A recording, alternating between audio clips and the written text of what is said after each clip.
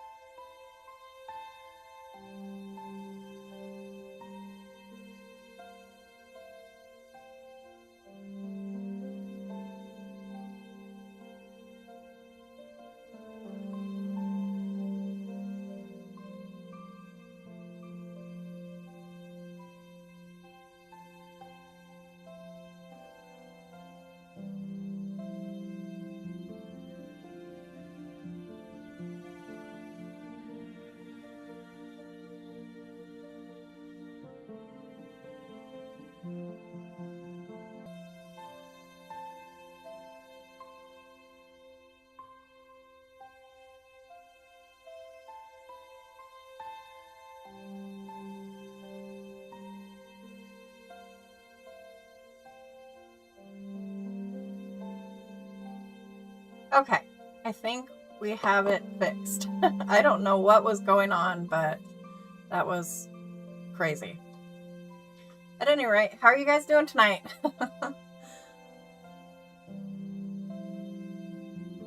Yeah, I think, because funny thing is, I think OBS was bugging because YouTube Yeah, it said was it definitely excellent. OBS. Welcome in. Like whatever OBS was giving was buggy, and it was telling YouTube that it was perfectly fine. Yeah, thank you. Okay. So sorry about that. I swear it's always something around here, isn't it? So tonight we will be reading 1 Samuel, starting at chapter 5. Hopefully everybody makes it back in, because it looks like everybody dipped out.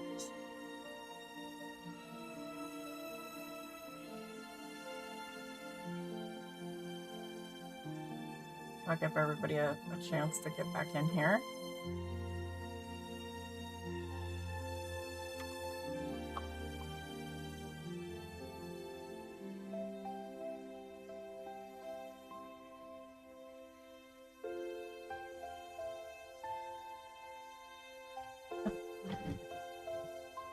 Okay. Okay, thank you, honey. You're welcome. Okay. Oh man, is the stream completely broken now?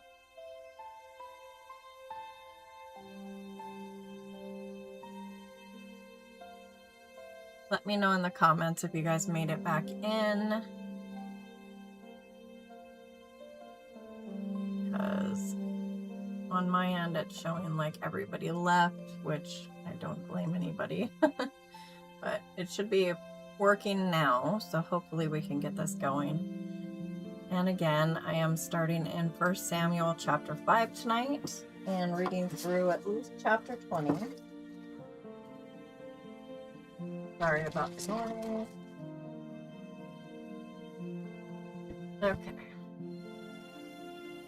Maybe I'll hop over on the Discord and let everybody know.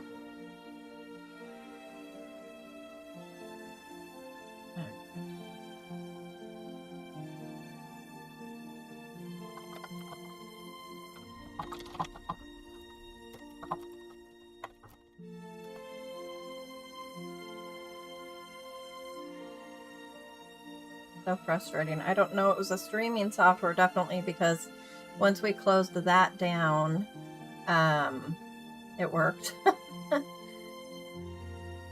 But it was kind of a pain in the process.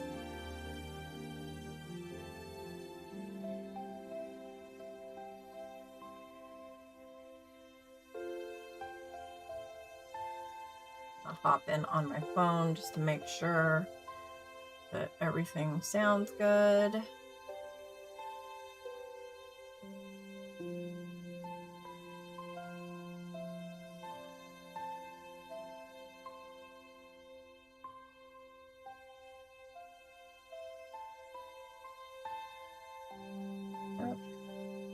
Drop a comment if you guys are in here. I'm sorry, this is such a hassle, but now I can't tell. It's showing that nobody's in here, so I'm not sure if anybody's gonna make it back, hopefully.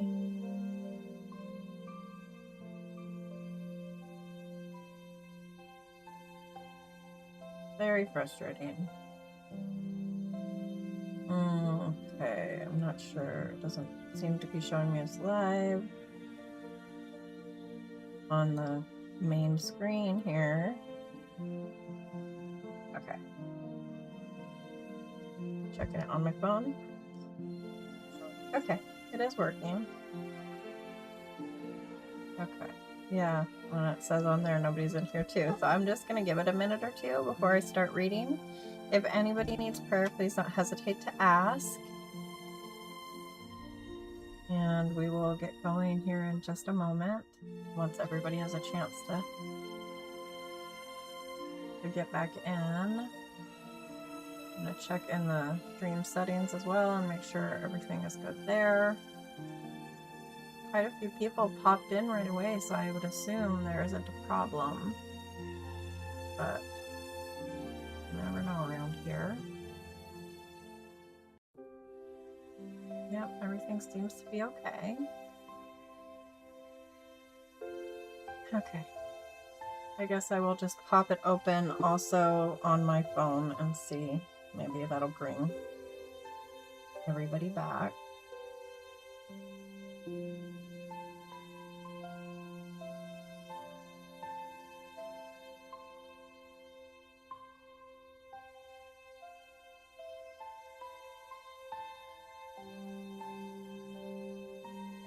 So on the do not disturb. Clear everything off. And give a shout in the comments if you make it back.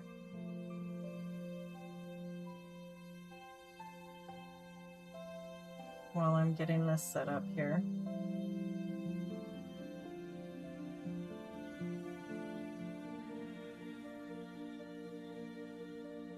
Alright. And then I will go hop on the live on the vertical stream. Oh, hey, Jer. Looks like you made it back. Oh, people are slowly kind of filing in. This has been a very frustrating situation. I'm so sorry. I'm going to go ahead and get the stream going on the phone as well.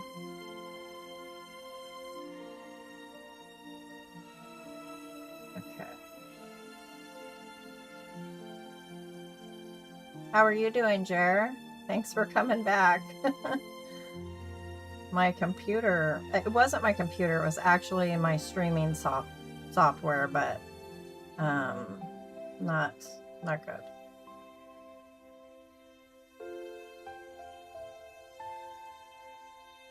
Alright, so I'm about to get this going on the phone, and we'll be reading. So frustrating. Did you have a good day?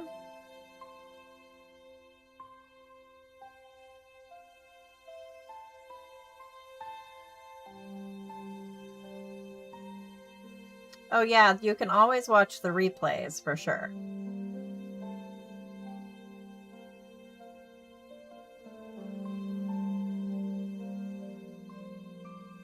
All right, I'm putting that on. Okay, now everything should be going well now. Hopefully people will join us in the vertical stream if they can't make it back here to this one. Excuse me.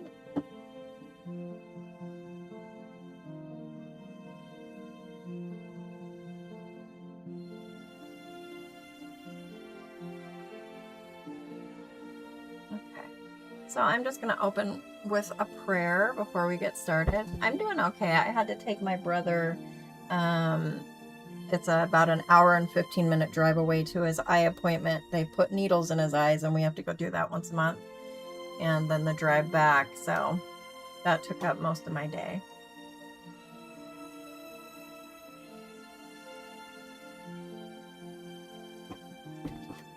Okay, Father God, we come before you tonight and we ask that you just guide this stream to where it needs to go, Lord. Help it to find people who need some love and somebody to pray with them and to hear your word. I ask that you help my voice to be clear. You help to keep trolls away and just help us to make a difference in somebody's life tonight, Lord. Help the live to go smooth and just be with us here tonight, Lord. In Jesus' name, amen. He has glaucoma and cataracts, and they have to get it healed to a certain level before they're able to do the surgery. So every month they put these injections in his eyeballs to try and heal them and lower the pressure and prevent them from popping, I guess. And then once it gets healed to a certain point, then he'll be able to have the surgery. So, yeah. Okay. I am going to take a drink, and then we are going to get going.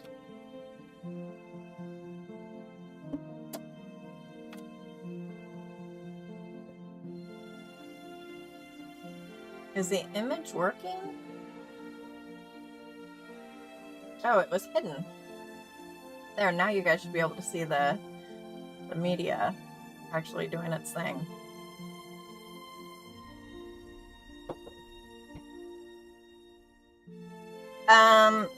Well, he was having to do it twice a month now because it wasn't really healing, and it was a little bit better today. So, I don't know, probably a few more months, but we'll have to wait and see. Okay, and here we go. 1 Samuel chapter 5, finally.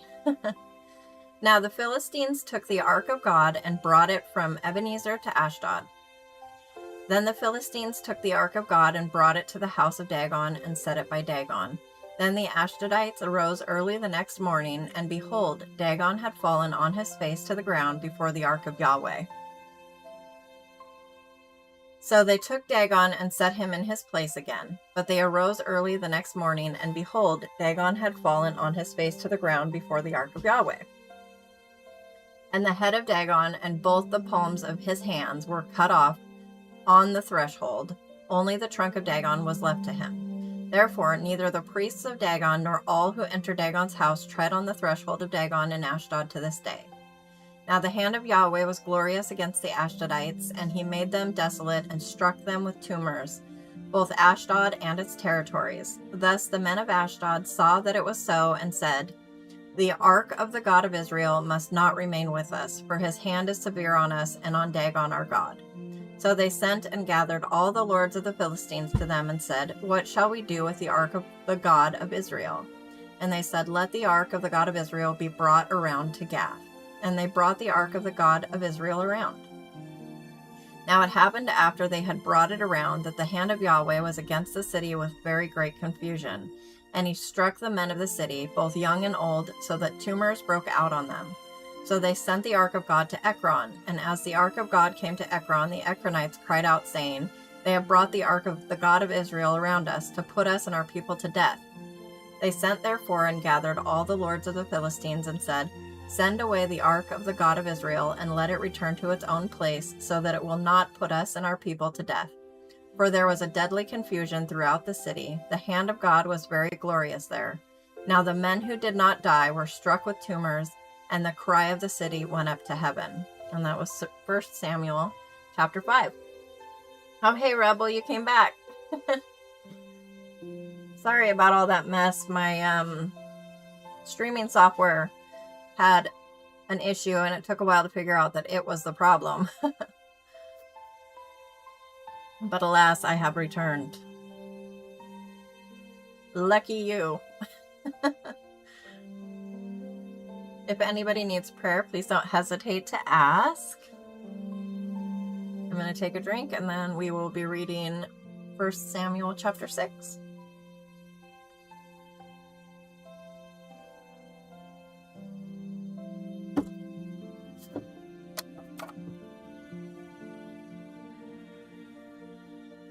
Okay.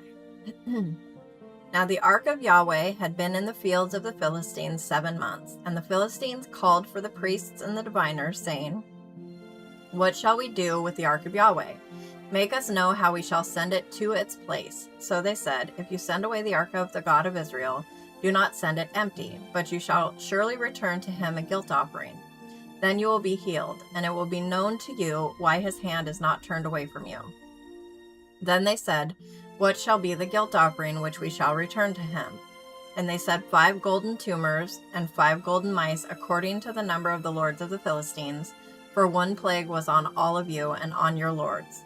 So you shall make likenesses of your tumors and likenesses of your mice that bring the land to ruin, and you shall give glory to the God of Israel. Perhaps he will ease his hand from you, your gods, and your land. Why then do you harden your hearts as the Egyptians and Pharaoh hardened their hearts? When he had abused them, did they not allow the people to go, and they went? So now take and make a new cart and 2 milch cows on which there has never been a yoke, and hitch the cows to the cart, and take their calves home away from them. And take the ark of Yahweh and place it on the cart, and put the articles of gold which you return to him as a guilt offering in a box by its side. Then send it away that it may go. See if it goes up by the way on its own territory to Beth-Shemesh. Then he has done us this great evil. But if not, then we will know that it was not his hand that smote us. It happened to us by chance. Then the men did so, and took 2 milch cows, and hitched them to the cart, and shut up their calves at home. And they put the ark of Yahweh on the cart, as well as the box with the golden mice, and the likenesses of their tumors. And the cows took the straight way in the direction of Beth-Shemesh. They went along the highway, lowing as they went, and did not turn aside to the right or to the left. And the lords of the Philistines went after them to the border of Beth-Shemesh. Now the people of Beth-Shemesh were reaping their wheat harvest in the valley, and they raised their eyes and saw the ark, and were glad to see it. And the cart came into the field of Joshua the Beth-Shemite, and stood there, and a large stone was there, and they split the wood of the cart, and offered the cows as a burnt offering to Yahweh. And the Levites took down the ark of Yahweh, and the box that was with it, in which were the articles of gold, and put them on the large stone. And the men of Beth-Shemesh offered burnt offerings and sacrificed sacrifices that day to Yahweh. So the 5 lords of the Philistines saw it, and returned to Ekron that day. Now these are the golden tumors which the Philistines returned for a guilt offering to Yahweh. 1 for Ashdod, 1 for Gaza, 1 for Ashkelon, 1 for Gath, 1 for Ekron, and the golden mice according to the number of all the cities of the Philistines belonging to the 5 lords, both of fortified cities and of country villages. The large stone on which they set the ark of Yahweh is a witness to this day in the field of Joshua the Beth-Shemite. Then he struck down some of the men of Beth-Shemesh because they had looked into the ark of Yahweh. He struck down of all the people 50,070 men, and the people mourned because Yahweh had struck the people with a great slaughter. And the men of Beth-Shemesh said, "Who is able to stand before Yahweh, this holy God? And to whom shall he go up from us?" So they sent messengers to the inhabitants of Kiriath-Jearim, saying, "The Philistines have brought back the ark of Yahweh. Come down and take it up to you." And that was 1 Samuel chapter 2.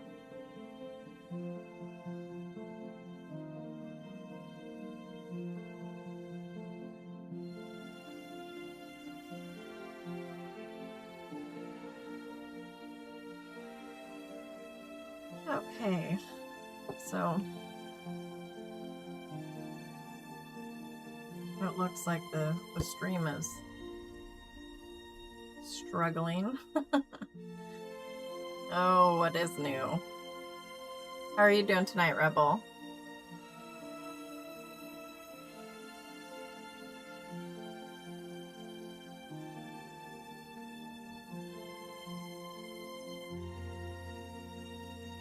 So we're going to be headed into 1 Samuel chapter 7.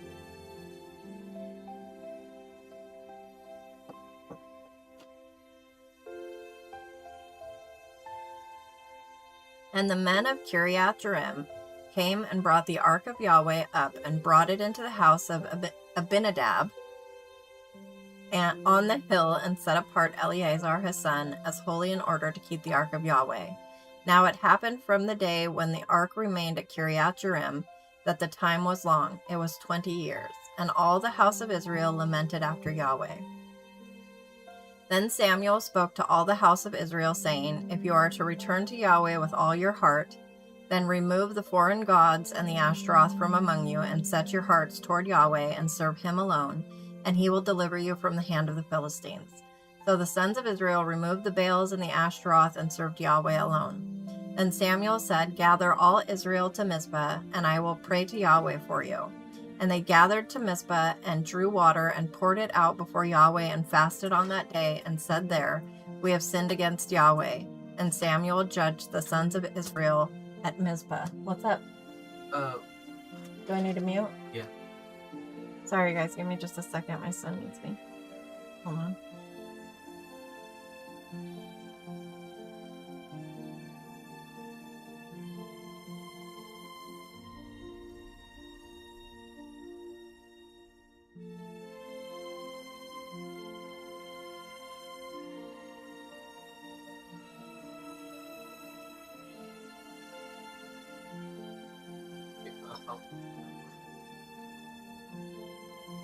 Okay.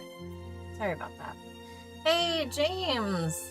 I'm so glad you're here. It's been a while. How was your day? Looks like the stream is starting to recover. Welcome to those just coming in. I had some major stream software issues at the beginning of the live there. I wish it had presented itself before the live began, but alas, it did not.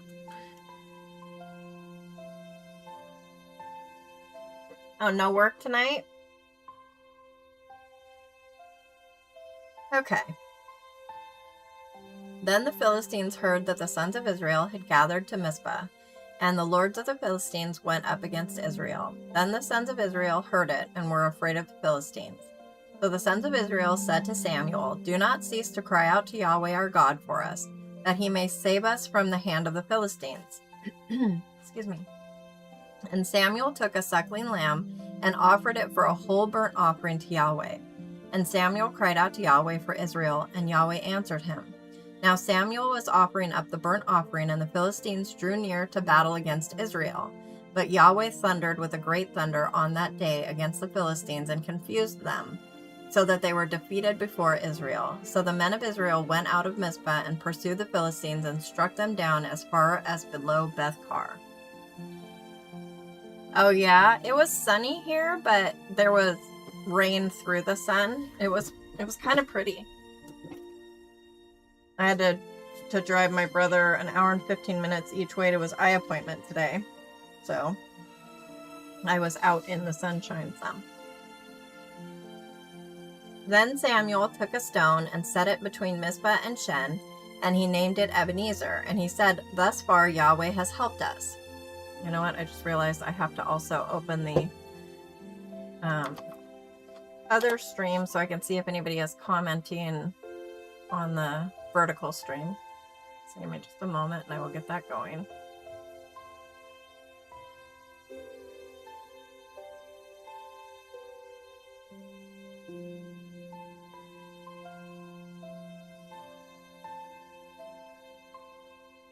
Okay.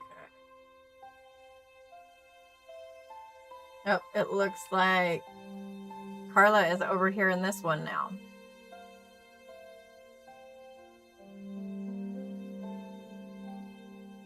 All right. Sorry for those. If I didn't respond to you, it was because I didn't have the chat open for this stream. I'm so sorry about that. Okay. Then Samuel took a stone and set it between Mizpah and Shen, and he named it Ebenezer, and he said, Thus far Yahweh has helped us. So the Philistines were subdued, and they did not come any more within the border of Israel. And the hand of Yahweh was against the Philistines all the days of Samuel. And the cities which the Philistines had taken from Israel were restored to Israel, from Ekron even to Gath. And Israel delivered their territory from the hand of the Philistines. So there was peace between Israel and the Amorites. Thus Samuel judged Israel all the days of his life, and he used to go annually on circuit to Bethel and Gilgal and Mizpah, and he judged Israel in all these places. But his return would be to Ramah, for his house was there. And there he judged Israel, and he built there an altar to Yahweh. And that was 1 Samuel chapter 7.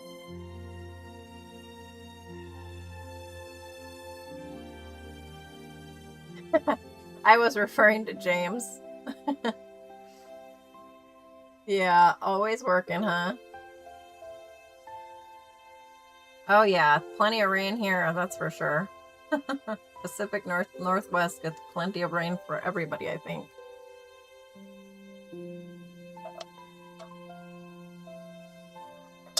Okay. If anybody needs prayer, please don't hesitate to ask. I'm just going to drop some links in the pinned comment here as soon as I get them copied. Here we go.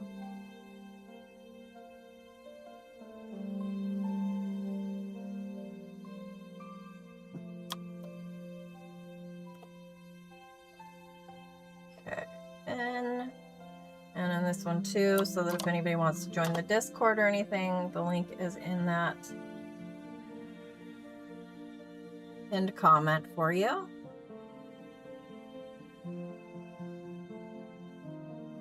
And if anybody needs prayer, please don't hesitate to ask. We're headed into 1 Samuel chapter 8.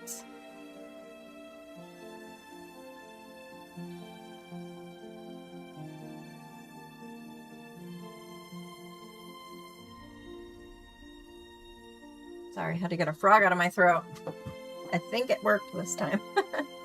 That way I'm not just sitting here clearing my throat at you guys. Again, if anybody needs prayer, please don't hesitate to ask.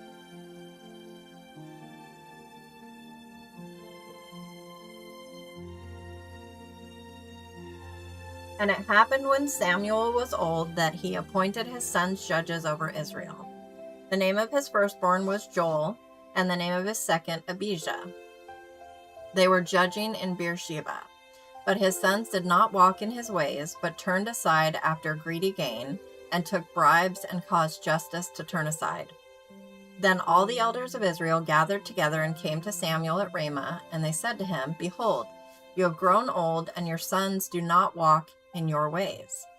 Now appoint a king for us to judge us like all the nations. But the thing was evil in the sight of Samuel when they said, Give us a king to judge us. And Samuel prayed to Yahweh. Then Yahweh said to Samuel, Listen to the voice of the people in regard to all that they say to you, for they have not rejected you, but they have rejected me from being king over them. Like all the deeds which they have done since the day that I brought them up from Egypt, even to this day, in that they have forsaken me and served other gods, so they are doing to you also. So now, listen to their voice. However, you shall solemnly testify to them, and tell them of the custom of the king who will reign over them. Oh, I'm glad you're there, Carla. I wasn't sure if you were staying. I know the other stream had some issues. So Samuel spoke all the words of Yahweh to the people who had asked of a king. Asked him of a king. Goodness, Katie, get it together. You know what? I was doing great until all of those computer issues. So Samuel spoke all the words of Yahweh to the people who had asked of him a king. And he said, This will be the custom of the king who will reign over you. He will take your sons and appoint them for himself in his chariots and among his horsemen, and they will run before his chariots. And he will appoint for himself commanders of thousands and of 50s, and some to do his plowing and to reap his harvest and to make his weapons of war and equipment for his chariot. He will also take your daughters for perfumers and cooks and bakers. He will take the best of your fields and your vineyards and your olive groves and give them to his servants. He will take 1/10 of your seed and of your vineyards and give it to his officers and to his servants. He will also take your male slaves and your female slaves and your best young men and your donkeys and use them for his work. He will take 1/10 of your flocks, and you yourselves will become his slaves. Then you will cry out in that day because of your king whom you have chosen for yourselves, but Yahweh will not answer you in that day. Nevertheless, the people refused to listen to the voice of Samuel, and they said, No, but there shall be a king over us, that we also may be like all the nations, that our king may judge us and go out before us and fight our battles. So Samuel heard all the words of the people, and he repeated them in the hearing of Yahweh. Then Yahweh said to Samuel, Listen to their voice and appoint them a king. So Samuel said to the men of Israel, Go every man to his city. And that was 1 Samuel chapter 8. Okay, turn on my heat a little bit. It is a little bit chilly in here.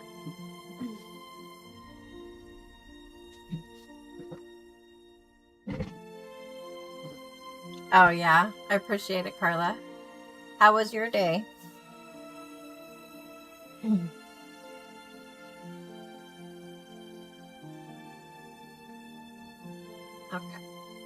I'm gonna take a drink and then we will continue on reading.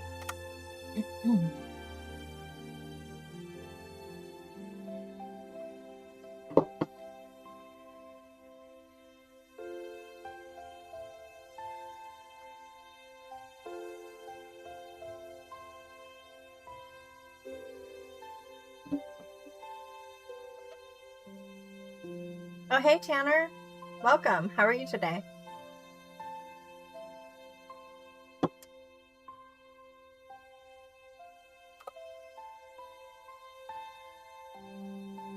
All right, so we are headed to 1 Samuel chapter 9. And I know the stream says that I'm reading to chapter 20, but we will see how it goes. Oh, and Rebel's over in the other one too. Now there was a man of Benjamin whose name was Kish, the son of Abiel, the son of Zeror, the son of Bechorath, the son of Aphiah, the son of a Benjamite, a mighty man of valor. Now he had a son whose name was Saul, a choice and handsome man, and there was not a more handsome person than he among the sons of Israel. From his shoulders and up he was taller than any of the people. Now the donkeys of Kish, Saul's father, were lost. So Kish said to his son Saul, Take now with you one of the young men and arise, go search for the donkeys. Thus he passed through the hill country of Ephraim and passed through the land of Shalisha, but they did not find them. Then they passed through the land of Shalem, but they were not there. Then he passed through the land of the Benjamites, but they did not find them. They came to the land of Zuph, and Saul said to his young man who was with him, Come and let us return, lest my father cease to be concerned about the donkeys and become anxious for us. But he said to him, Behold now, there is a man of God in this city, and the man is held in honor. All that he says surely comes true. Now let us go there. Perhaps he can tell us about our journey on which we have gone. Then Saul said to his young man, But behold, if we go, what shall we bring the man? For the bread is gone from our sack, and there is no present to bring to the man of God. What do we have? And the young man answered Saul again and said, Behold, I have in my hand 1/4 of a shekel of silver. I will give it to the man of God, and he will tell us our way. Formerly in Israel, when a man went to inquire of God, he used to say, Come and let us go to the seer. For he who is called a prophet now was formerly called a seer. Then Saul said to his young man, Your word is good. Come, let us go. So they went to the city where the man of God was. As they were going up the slope to the city, they found young women going out to draw water and said to them, Is the seer here? And they answered them and said, He is. Behold, he is ahead of you. Hurry now, for he has come into the city today. For the people have a sacrifice on the high place today. As soon as you enter the city, you will find him before he goes up to the high place to eat. For the people will not eat until he comes, because he must bless the sacrifice. Afterward, those who are invited will eat. So now go up, for you will find him at once. Excuse me. So they went up to the city. As they came into the city, behold, Samuel was coming out to meet them to go up to the high place. Now a day before Saul's coming, Yahweh had revealed this in Samuel's hearing, saying, About this time tomorrow I will send you a man from the land of Benjamin, and you shall anoint him to be ruler over my people Israel, and he will save my people from the hand of the Philistines. For I have regarded my people, because their cry has come to me. Now Samuel saw Saul, and Yahweh answered him, Behold, the man of whom I spoke to you, this one shall restrict my people. Then Saul approached Samuel in the gate and said, Please tell me where the seer's house is. And Samuel answered Saul and said, I am the seer. Go up before me to the high place, for you shall eat with me today, and in the morning I will let you go and will tell you all that is on your heart. As for your donkeys, which were lost 3 days ago, do not set your heart on them, for they have been found. And for whom is all that is desirable in Israel? Goodness. Is it not for you and for all your father's household? And Saul answered and said, Am I not a Benjamite of the smallest of the tribes of Israel, and my family the least of all the families of the tribe of Benjamin? Why then do you speak to me in this way? Then Samuel took Saul and his young man and brought them into the chamber and gave them a place at the head of those who were invited, who were about 30 men. And Samuel said to the cook, Bring the portion that I gave you, concerning which I said to you, set it aside. Then the cook took up the leg with what was on it and set it before Saul. And Samuel said, Here is what has been reserved. Set it before you and eat, because it has been kept for you until the appointed time, since I said I have invited the people. So Saul ate with Samuel that day. Then they came down from the high place into the city, and Samuel spoke with Saul on the roof. And they arose early, and at the breaking of dawn, Samuel called to Saul on the roof, saying, Get up, that I may send you away. So Saul arose, and both he and Samuel went out into the street. As they were going down to the edge of the city, Samuel said to Saul, Say to the young man that he might pass before us and pass onwards, but you remain standing now, that I may cause you to hear the word of God. And that was 1 Samuel chapter 9. Welcome to those just coming in. God bless you. If you need prayer, please don't hesitate to ask. I'm going to take a drink and then we will carry on reading.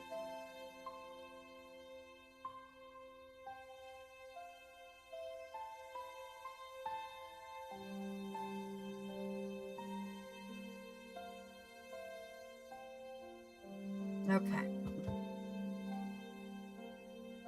How are you guys doing tonight?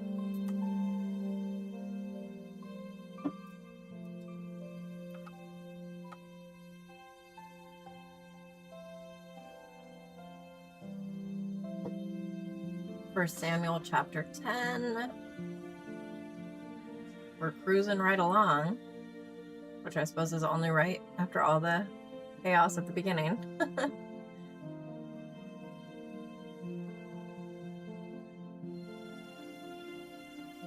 Then Samuel took the flask of oil, poured it on his head, kissed him, and said, Has not Yahweh anointed you a ruler over his inheritance? When you go from me today, then you will find 2 men close to Rachel's tomb in the territory of Benjamin at Zelzah, and they will say to you, The donkeys which you went to search for have been found. Now behold, your father has ceased to be concerned about the donkeys and is anxious for you, saying, What shall I do about my son? Then you will go on further from there, and you will come as far as the oak of Tabor, and there 3 men going up to God at Bethel will meet you, one carrying 3 young goats, another carrying 3 loaves of bread, and another carrying a jug of wine. And they will greet you and give you 2 loaves of bread, and you will take them from their hand. Afterward you will come to the hill of God where the Philistine garrison is. And it shall be as soon as you have come there to the city, that you will meet a group of prophets coming down from the high place with harp, tambourine, flute, and a lyre before them. And they will be prophesying. Then the Spirit of Yahweh will come upon you mightily, and you shall prophesy with them and be changed into another man. Now it will be when these signs come to you, do for yourself whatever your hand finds to do, for God is with you. And you shall go down before me to Gilgal. And behold, I will come down to you to offer burnt offerings and sacrifice peace offerings. You shall wait 7 days until I come to you and make you know what you should do. Then it happened, when he turned his back to leave Samuel, God changed his heart. And all those signs came about on that day. And they came to the hill there, and behold, a group of prophets met him. And the Spirit of God came upon him mightily, so that he prophesied among them. Now it happened that all who knew him previously saw, and behold, he was prophesying with the prophets. So the people said to one another, What has happened to the son of Kish? Is Saul also among the prophets? And a man there answered and said, Now who is their father? Therefore it became a proverb, Is Saul also among the prophets?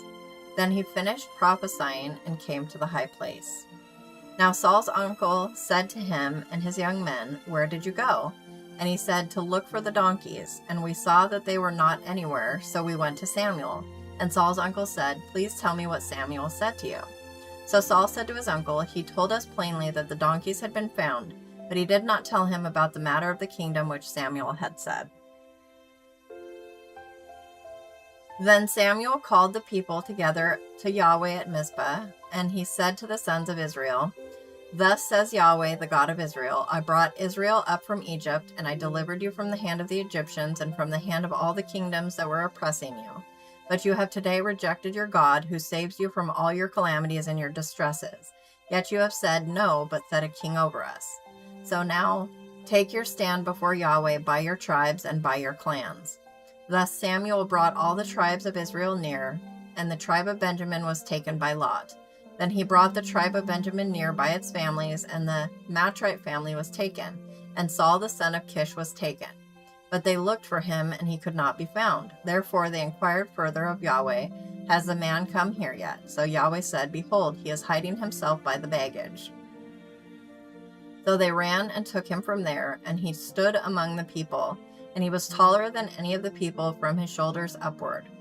And Samuel said to all the people, Do you see him whom Yahweh has chosen? Surely there is no one like him among all the people. So all the people shouted and said, Long live the king. Then Samuel spoke with the people about the legal judgments of the kingdom, and wrote them in the book, and placed it before Yahweh. And Samuel sent all the people away, each one to his house. Saul also went to his house at Gibeah, and the valiant men whose hearts God had touched went with him. But certain vile men said, How can this one save us? And they despised him, and did not bring him any present, but he kept silent. And that was 1 Samuel chapter 10. Oh, like string cheese? You know what, Carla? I don't usually like it all that much, because I've always bought, like the store brand or whatever. And recently I had, what is it called? Cheese heads or something like that. And it's so different. It's actually really good. And those are addictive. I like to have a piece of that string cheese with some pepperoni and those spicy nacho Doritos.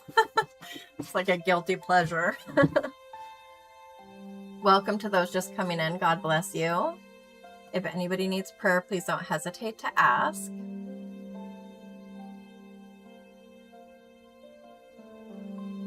Oh, we are reading the book of 1 Samuel today. I will be headed into 1 Samuel chapter 11 after I take a big swig of my Red Bull.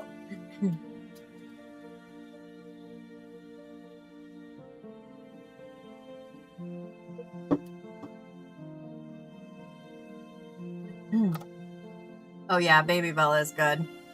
I like Baby Bell with, now this is even worse. It's they're called Big Mama sausages. It's like a pickled sausage, and I never would have thought I would like those, but those with Baby Bell are so good.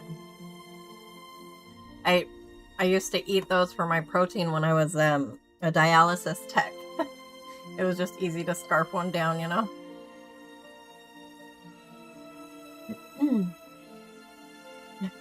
James, good thing Saul didn't hide in the boat.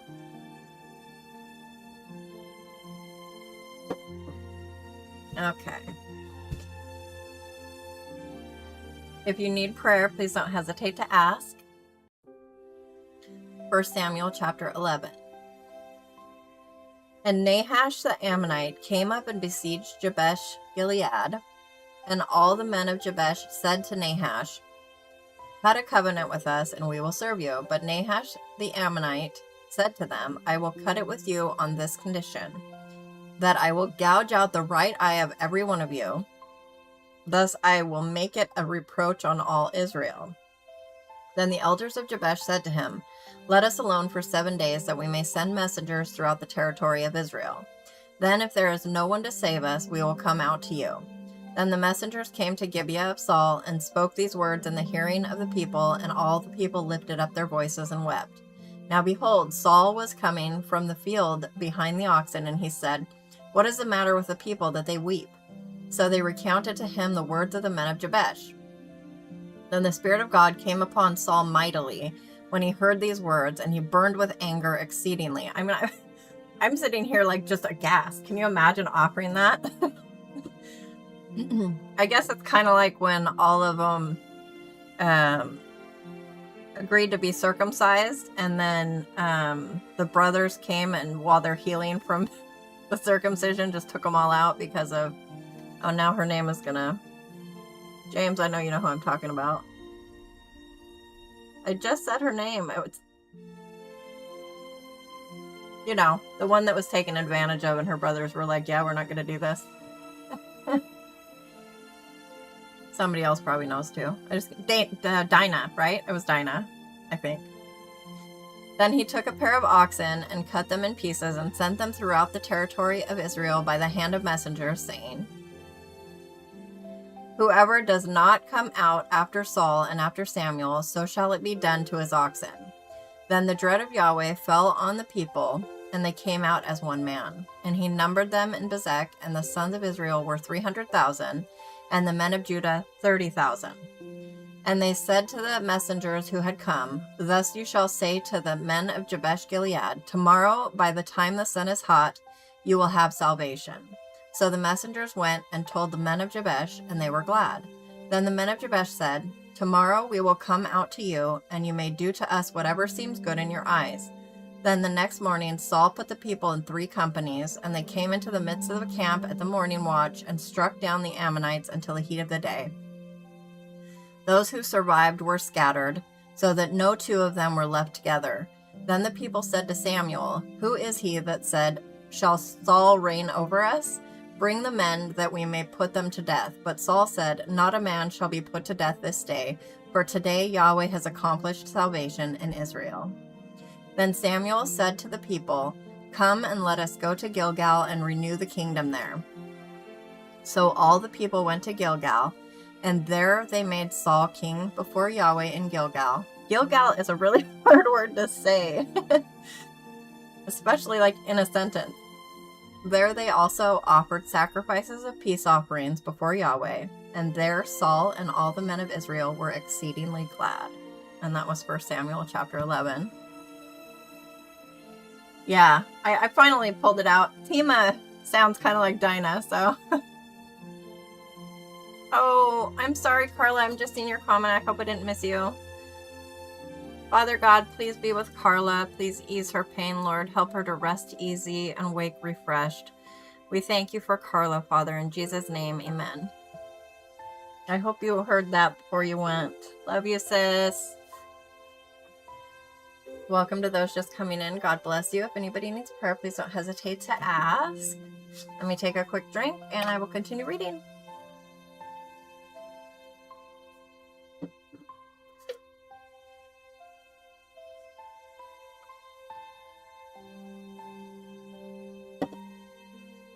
I really like the Cherry Sakura Red Bull.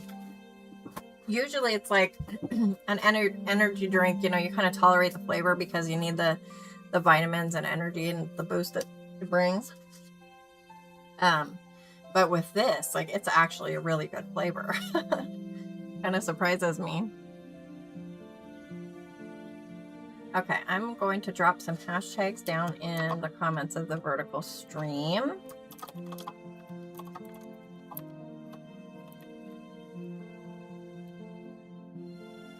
Hoping we can get some attention on that one. It's funny because usually the vertical stream does like really well, like hundreds of views well, and this other stream usually only gets like up to 12 maybe, and it actually has 19 views already. And let me see what the vertical stream has. It has 12 views total in about 45 minutes. So, and that's been going on for a little over a week now. So I don't know, YouTube's always messing something up. Or maybe I'm doing something wrong. I don't know. I didn't change anything, but you never know. I'm so glad each of you are here. God bless you. Again, if anybody needs prayer, please don't hesitate to ask. I'm just going to drop a few more in here.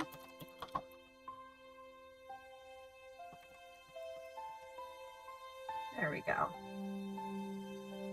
Okay, 1 Samuel chapter 12. Then Samuel said to all Israel, "Behold, I have listened to your voice and all that you said to me, and I have appointed a king over you. So now, here is the king walking before you, but I am old and gray, and behold, my sons are with you. And I have walked before you from my youth even to this day. Here I am, bear witness against me before Yahweh and his anointed. Whose ox have I taken, or whose donkey have I taken, or whom have I defrauded? Whom have I oppressed, or from whose hand have I taken a bribe to blind my eyes with it? I will restore it to you." And they said, "You have not extorted us or oppressed us or taken anything from any man's hand." So he said to them, "Yahweh is witness against you, and his anointed is witness this day that you have found nothing in my hand." And they said, "He is witness."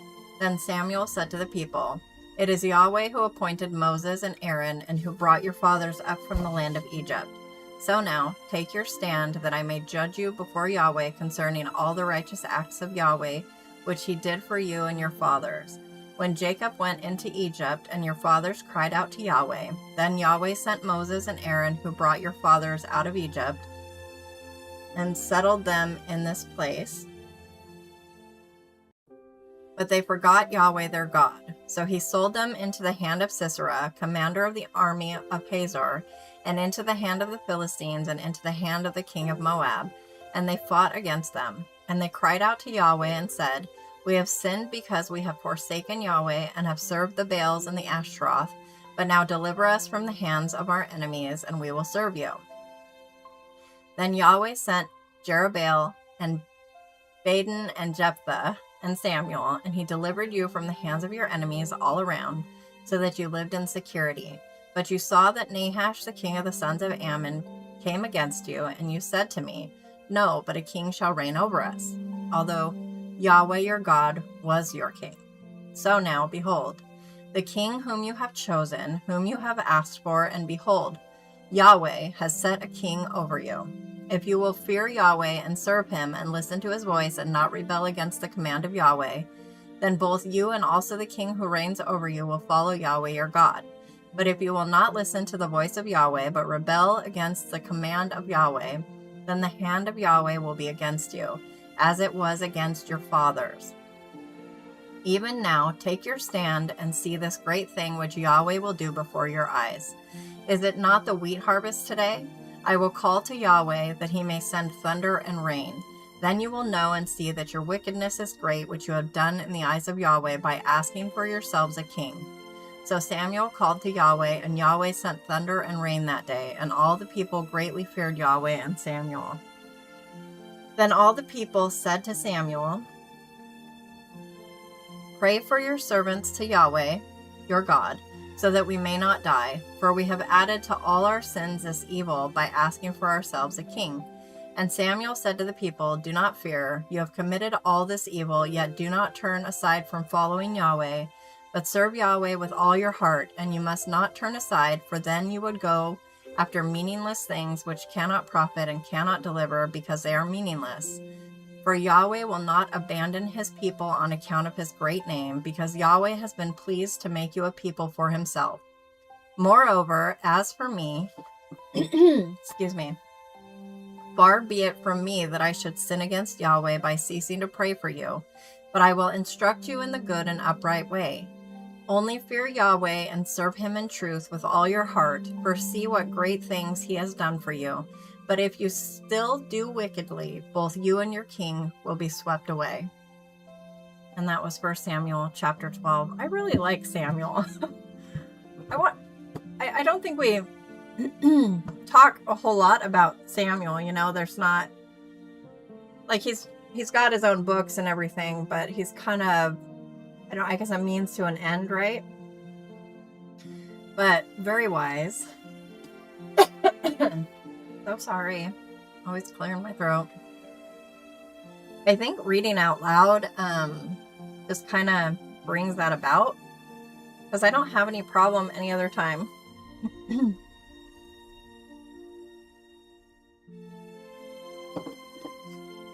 God bless each of you. If anybody needs prayer, please don't hesitate to ask. Okay. I have to make a quick change on the vertical setting real quick.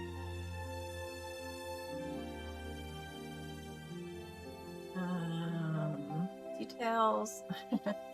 Give me just a second.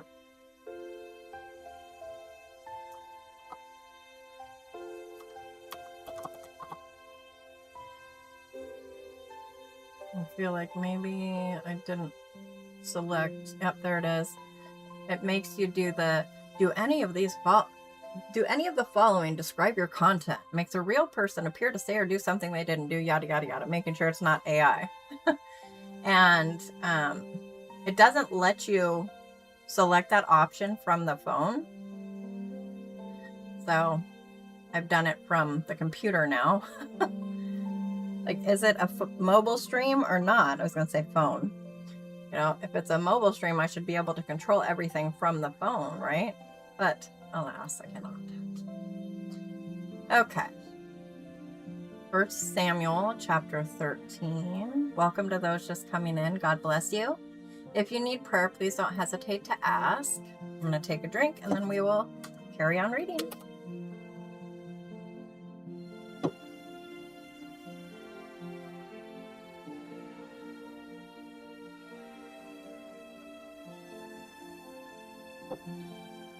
Okay.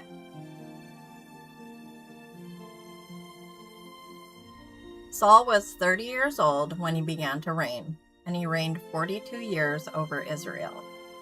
And Saul chose for himself 3,000 men of Israel, of which 2,000 were with Saul in Michmash and in the hill country of Bethel, while 1,000 were with Jonathan at Gibeah of Benjamin. But he sent away the rest of the people, each to his tent. And Jonathan struck the garrison of the Philistines that was in Gibeah, and the Philistines heard of it. Then Saul blew the trumpet throughout the land, saying, "Let the Hebrews hear." Then all Israel heard the news that Saul had struck the garrison of the Philistines, and also that Israel had become odious to the Philistines. The people were then summoned to Saul at Gilgal. Now the Philistines assembled to fight with Israel, 30,000 chariots and 6,000 horsemen, and people like the sand which is on the seashore in abundance. And they came up and camped in Michmash, east of Beth-aven.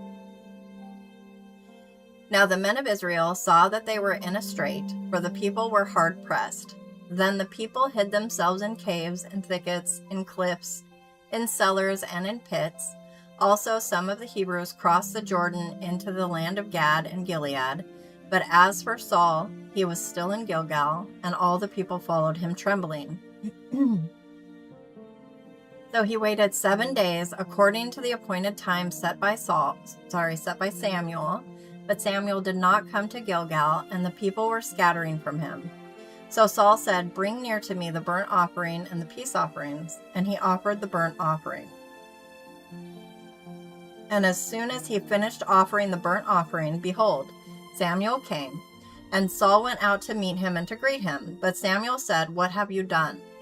And Saul said, "Because I saw that the people were scattering from me, and that you did not come within the appointed days, and that the Philistines were assembling at Michmash. Therefore I said, now the Philistines will come down against me at Gilgal, and I have not entreated the favor of Yahweh."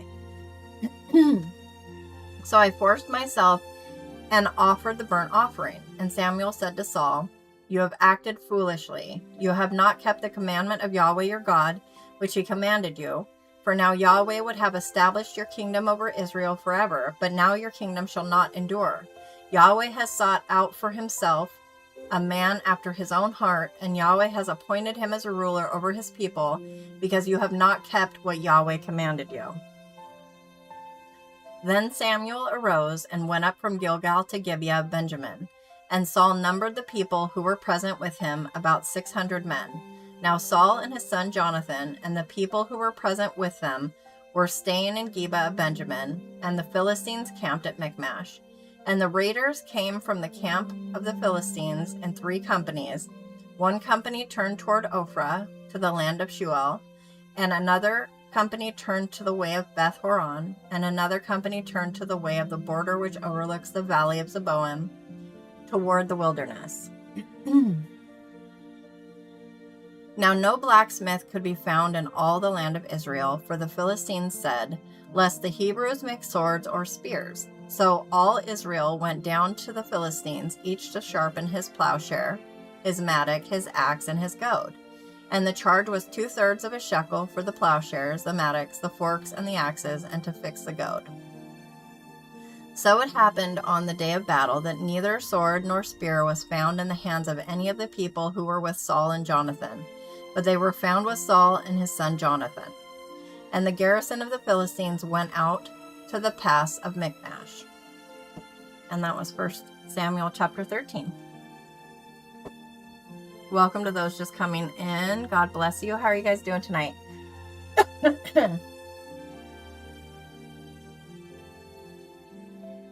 If anybody needs prayer, please don't hesitate to ask. I'm always happy to pray with you.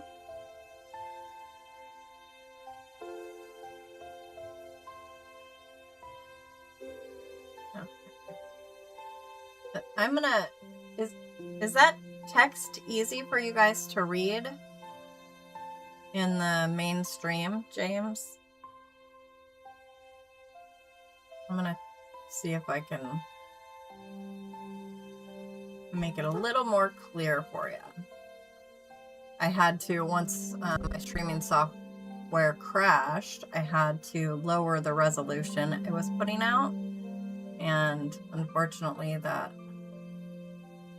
makes it a little grainy. So if I add sharpen, we'll see what that does. Sometimes that'll help, and sometimes it just makes it worse.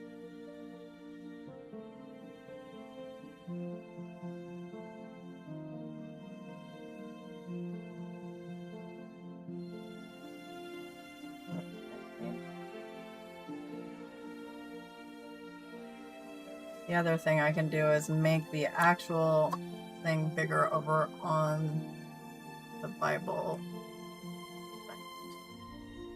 Yeah, there we go. That's probably a little bit better. Hopefully.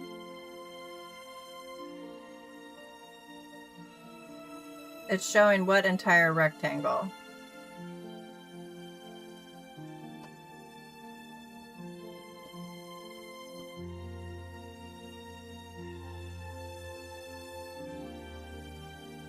Let me go up. You're in the mobile stream saying that, Rebel. Well, I have... Yeah, I mean, it's my phone screen. I mean, there's a rectangle that... If you're talking about, like, my merch, it pops up, pops that up. Let me see. I didn't notice it come up. I could probably close it. I'm not even sure. No, it doesn't let me close it when I'm viewing it. Sorry.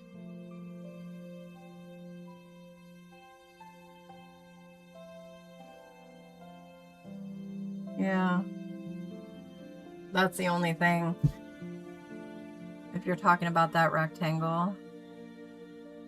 Oh, you don't see that.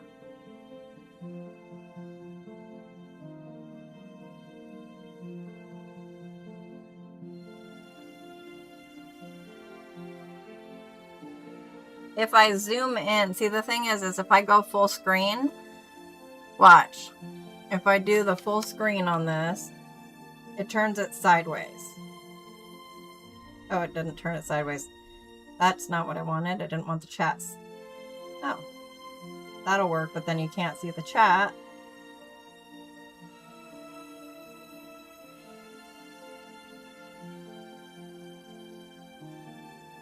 I guess that's okay. It's never let me do it this way before. Is that better?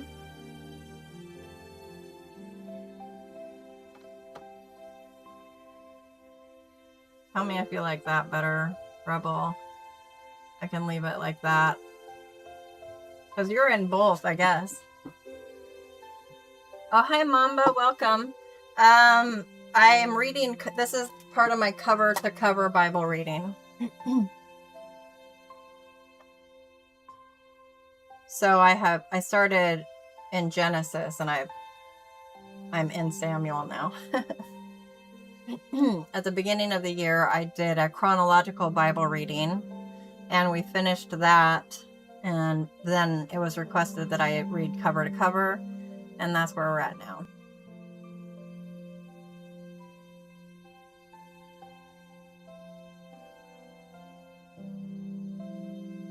Okay. All right. I'm glad you like that. I don't know why it suddenly let me do it this way. Usually, if I do full screen, it turns it sideways on me, so... I don't know, they're always changing something. Great, I'm glad you're here, Mamba.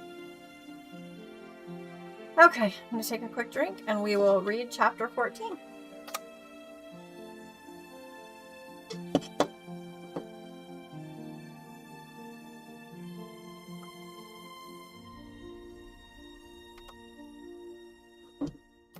Okay.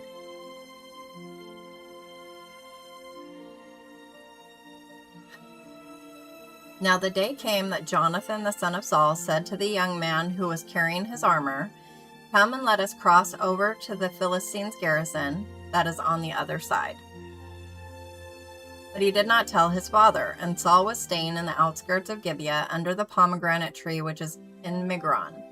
And the people who were with him were about 600 men, and Ahijah the son of Ahitub, Ichabod's brother, the son of Phinehas, the son of Eli, the priest of Yahweh at Shiloh, was wearing an ephod. And the people did not know that Jonathan had gone. Now between the passes by which Jonathan sought to cross over to the Philistines' garrison, there was a sharp crag on the one side and a sharp crag on the other side. And the name of the one was Bozez, and the name of the other Sana. The one crag rose on the north opposite Michmash, and the other on the south opposite Geba. Then Jonathan said to the young man who was carrying his armor, "Come and let us cross over to the garrison of these uncircumcised. Perhaps Yahweh will work for us, for Yahweh is not restrained to save by many or by few."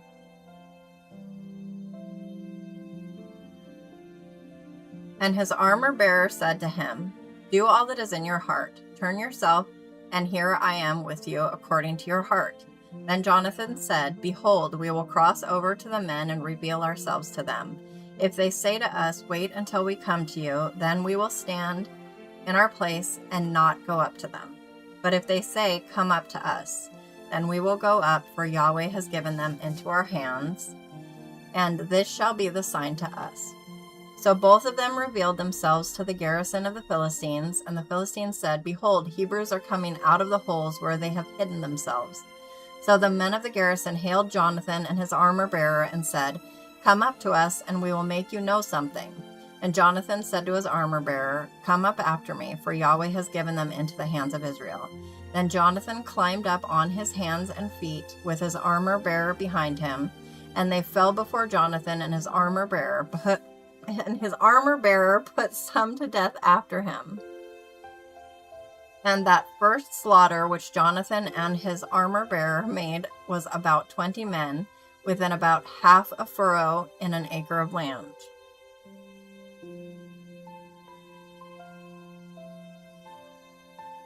And there was a trembling in the camp, in the field, and among all the people. Even the garrison and the raiders trembled, and the earth quaked, so that it became a great trembling. Nothing restrains the Lord from saving by many or by few. It's a good one, isn't it? Then Saul's watchmen in Gibeah of Benjamin looked, and behold, the multitude melted away, and they went here and there. So Saul said to the people who were with him, Number now, and see who has gone from us. And when they had numbered, behold, Jonathan and his armor-bearer were not there. Then Saul said to Ahijah, Bring the ark of God here, for the ark of God was at that time with the sons of Israel. And it happened that while Saul talked to the priest, the commotion in the camp of the Philistines continued and increased. So Saul said to the priest, Withdraw your hand. Then Saul and all the people who were with him rallied and came to the battle. And behold, every man's sword was against his fellow, and there was very great confusion. Now the Hebrews who were with the Philistines previously, who went up with them all around in the camp, even they also turned to be with the Israelites who were with Saul and Jonathan. Now all the men of Israel who had hidden themselves in the hill country of Ephraim heard that the Philistines had fled, and they pursued them closely in the battle.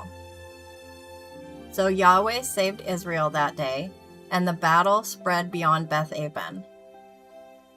Now the men of Israel were hard pressed on that day, and Saul had put the people under oath, saying, Cursed be the man who eats food before evening, and until I have avenged myself on my enemies.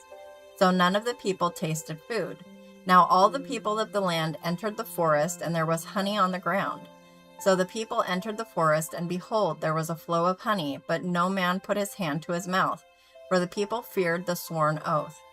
But Jonathan had not heard when his father put the people under a sworn oath. Therefore he put out the end of the staff that was in his hand, and dipped it in the honeycomb, and put his hand to his mouth, and his eyes brightened. Then one of the people answered and said, Your father strictly put the people under a sworn oath, saying, Cursed be the man who eats food today. And the people were weary. Then Jonathan said, My father has troubled the land. See now how my eyes have brightened because I tasted a little of this honey. How much more if only the people had eaten freely today of the spoil of their enemies, which they found. For now the slaughter among the Philistines has not been great. Then they struck among the Philistines that day from Michmash to Ajalon, and the people were very weary. So the people rushed greedily upon the spoil, and they took sheep and oxen and calves and slaughtered them on the ground, and the people ate them with the blood. Then they told Saul, saying, Behold, the people are sinning against Yahweh by eating with the blood. And he said, You have acted treacherously. Roll a great stone to me today. And Saul said, Scatter yourselves among the people, and say to them, Each one of you bring me his ox or his sheep, and slaughter it here and eat. And do not sin against Yahweh by eating with the blood. So all the people that night brought each one his ox with him, and slaughtered it there. And Saul built an altar to Yahweh. It was the first altar that he built to Yahweh. Then Saul said, Let us go down after the Philistines by night, and take spoil among them until the morning light, and let us not leave a man of them. And they said, Do whatever seems good in your eyes. So the priests said, Let us draw near to God here. And Saul asked of God, Shall I go down after the Philistines? Will you give them into the hand of Israel? But he did not answer him on that day. And Saul said, Draw near here, all you chiefs of the people, and know and see how this sin has happened today. For as Yahweh lives, who saves Israel, though it is in Jonathan my son, he shall surely die. But not one of all the people answered him.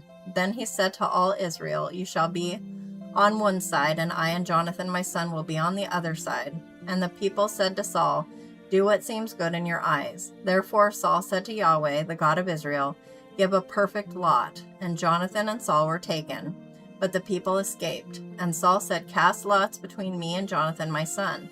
And Jonathan was taken.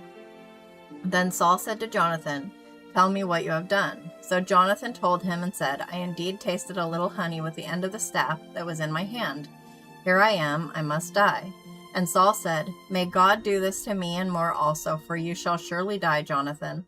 But the people said to Saul, Must Jonathan die, who has brought about this great salvation in Israel? Far from it. As Yahweh lives, not one hair of his head shall fall to the ground, for he has worked with God this day. So the people redeemed Jonathan, and he did not die. Then Saul went up from pursuing the Philistines, and the Philistines went to their own place. Now Saul had taken the kingdom over Israel, and he fought against all his enemies on every side, against Moab, the sons of Ammon, Edom, and the kings. Sorry, let me start again. On every side, against Moab, the sons of Ammon, Edom, the kings of Zobah, and the Philistines, and wherever he turned, he inflicted punishment. And he acted valiantly and struck down the Amalekites and delivered Israel from the hands of those who plundered them.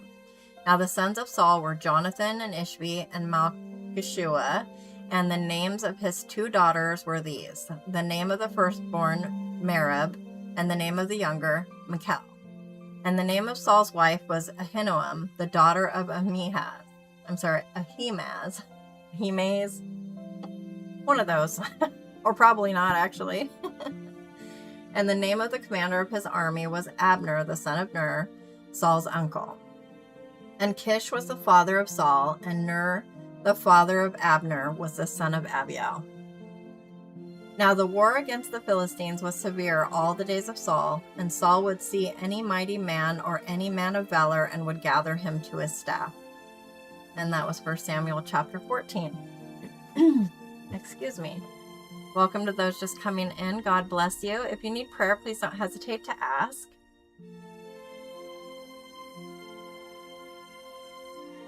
Okay. Give me just a second to take a drink, and I will carry on into the next chapter.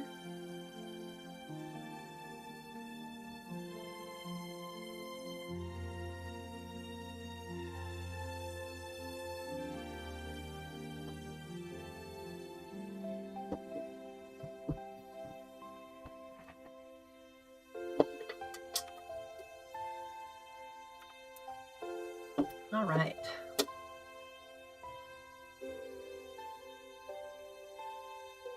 First Samuel chapter 15.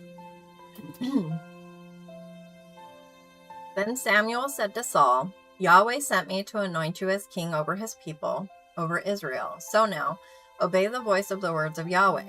Thus says Yahweh of hosts, I will punish Amalek for what he did to Israel, how he set himself against him on the way while he was coming up from Egypt. Now go and strike Amalek and devote to destruction all that he has, and do not spare him, but put to death both man and woman, infant and nursing baby, ox and sheep, camel and donkey. Then Saul summoned the people and numbered them in Telaim, 200,000 foot soldiers and 10,000 men of Judah. And Saul came to the city of Amalek and set an ambush in the valley. And Saul said to the Kenites, Go, depart, go down from among the Amalekites, lest I destroy you with them. You showed loving kindness to all the sons of Israel when they came up from Egypt. So the Kenites departed from among the Amalekites. So Saul struck the Amalekites from Haviah as you go to Shur, which is east of Egypt. And he seized Agag, the king of the Amalekites, alive, and devoted to destruction all the people with the edge of the sword.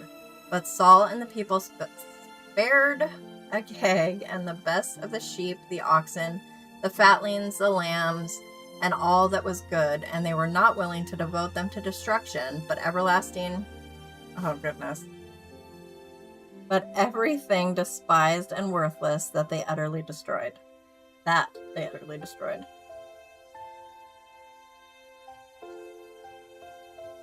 Then the word of Yahweh came to Samuel, saying, I regret that I have made Saul king, for he has turned back from following me and has not established my word. And Samuel became angry and cried out to Yahweh all night. Then Samuel rose early in the morning to meet Saul, and it was told to Samuel, saying, Saul came to Carmel, and behold, he set up a monument for himself, then turned and proceeded on down to Gilgal. And Samuel came to Saul, and Saul said to him, Blessed are you of Yahweh, I have established the word of Yahweh. But Samuel said, What then is the sound of the sheep in my ears, and the sound of the oxen which I am hearing? And Saul said, they have brought them from the Amalekites, for the people spared the best of the sheep and oxen to sacrifice to Yahweh your God, but the rest we have devoted to destruction. Then Samuel said to Saul, Wait and let me tell you what Yahweh spoke to me last night. And he said to him, Speak. And Samuel said, Is it not true, though you were little in your own eyes, you were made the head of the tribes of Israel?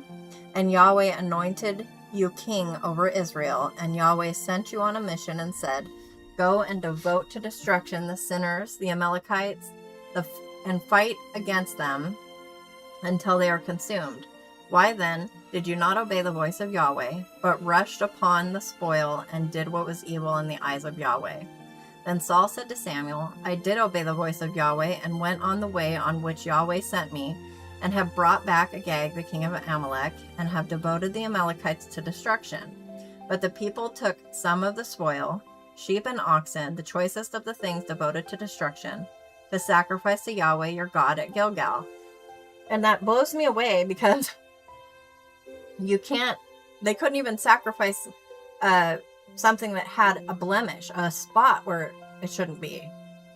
So, of course, he doesn't want just anything sacrificed to him, right?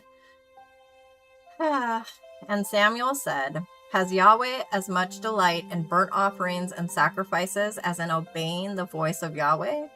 Behold, to obey is better than sacrifice, and to heed than the fat of rams. For rebellion is as the sin of divination, and insubordination is as wickedness and idolatry. Because you have rejected the word of Yahweh, he has also rejected you from being king. Then Saul said to Samuel, I have sinned. I have indeed trespassed against the command of Yahweh and your words because I feared the people and obeyed their voice. So now, please forgive my sin and return with me, that I may worship Yahweh. But Samuel said to Saul, I will not return with you, for you have rejected the word of Yahweh, and Yahweh has rejected you from being king over Israel. Then Samuel turned to go, but Saul seized the edge of his robe, and it tore. So Samuel said to him, Yahweh has torn the kingdom of Israel from you today, and has given it to your neighbor, who is better than you. Also, the Eternal One of Israel will not lie or have regret, for he is not a man that he should have regret. Then he said, I have sinned, but please honor me now before the elders of my people and before Israel, and return with me, that I may worship Yahweh your God. So Samuel returned, following after Saul, and Saul worshipped Yahweh.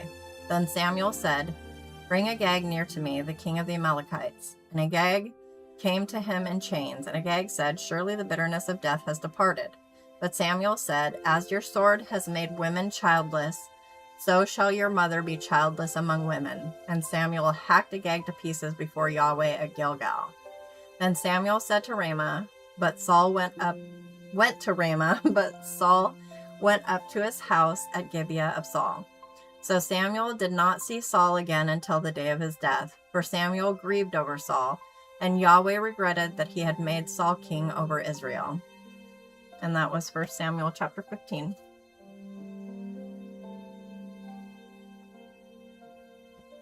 Welcome to those just coming in. God bless you. If anybody needs prayer, please don't hesitate to ask. We will be headed on to 1 Samuel chapter 16 here in just a second. I'm just going to take a quick drink.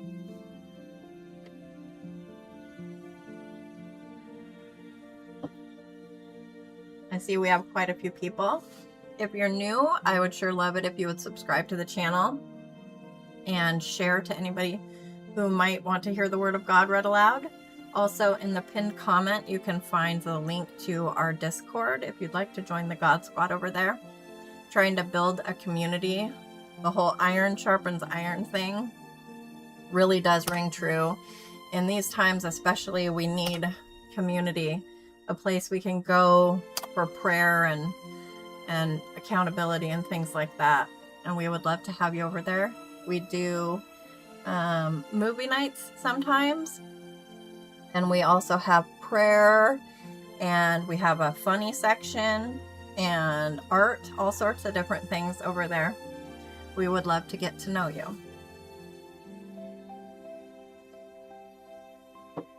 First Samuel chapter 16.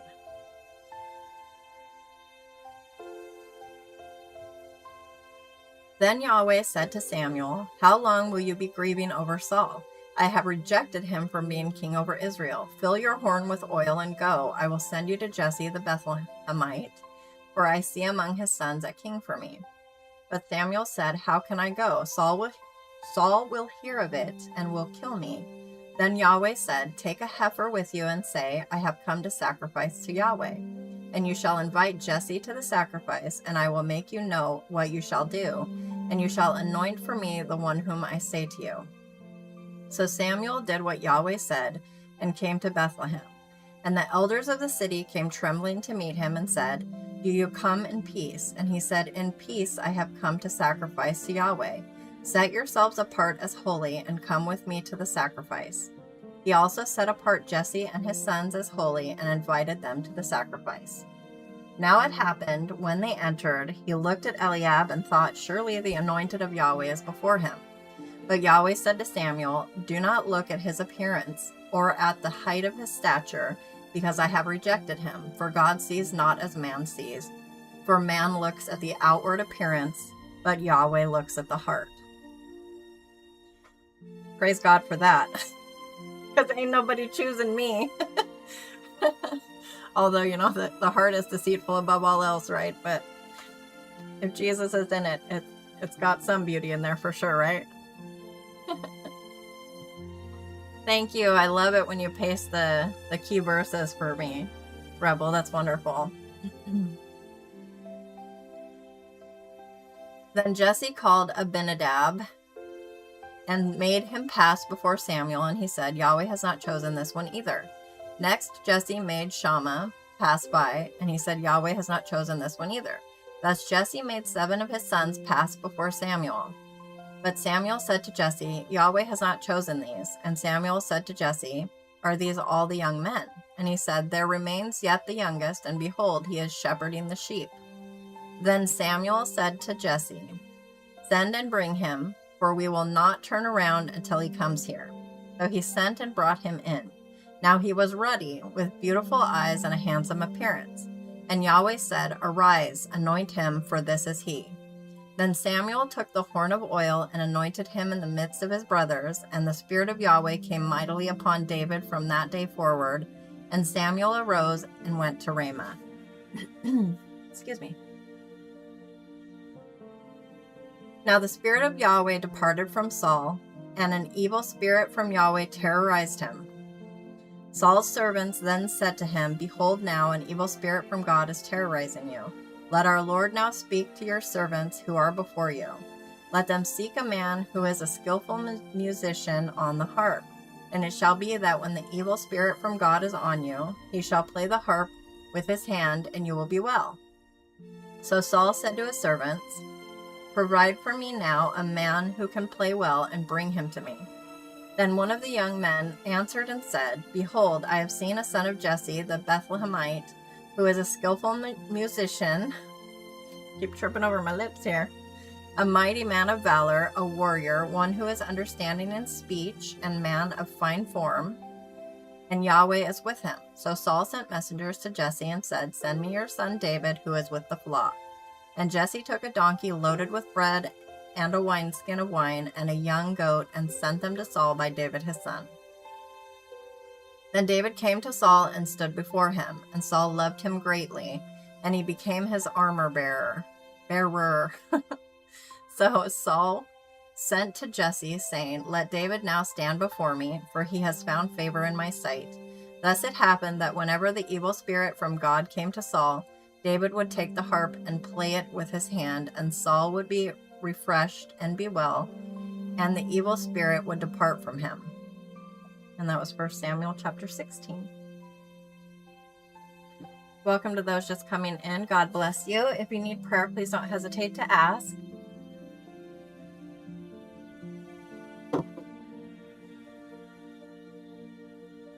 Okay, give me a quick second here to enlarge I need to transform the Bible text real quick.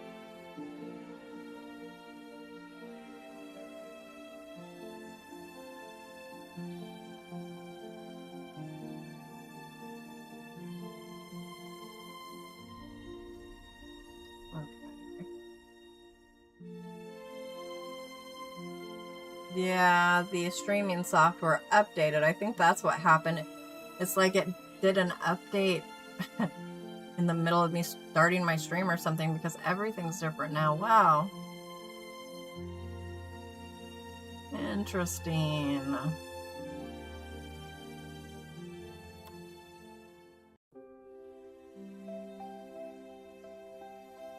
See if this will fix it. No.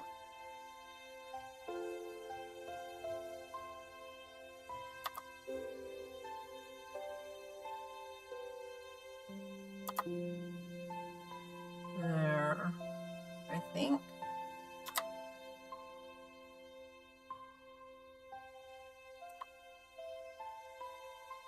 It's hard because I'm trying to make it so you guys can see it clearly, but that means I have to have the text really big. So as I'm reading, literally there's there's like 3 lines I can see. I'm going to make it a little bit smaller. Let me know if this is big enough for you to see. I'm going to move things around here real quick. Center vertically, and then I just need to make my birth smaller. There. How is that? Are you guys able to see that okay?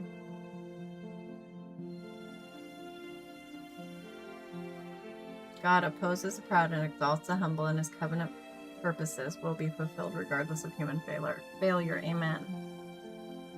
Okay.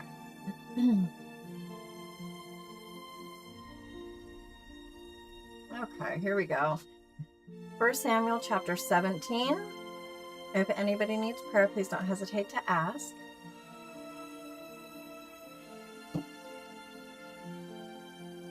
Now the Philistines gathered their camps for battle, and they were gathered at Soko, which belongs to Judah, and they camped between Soko and Azekah and Ephes-Dammim.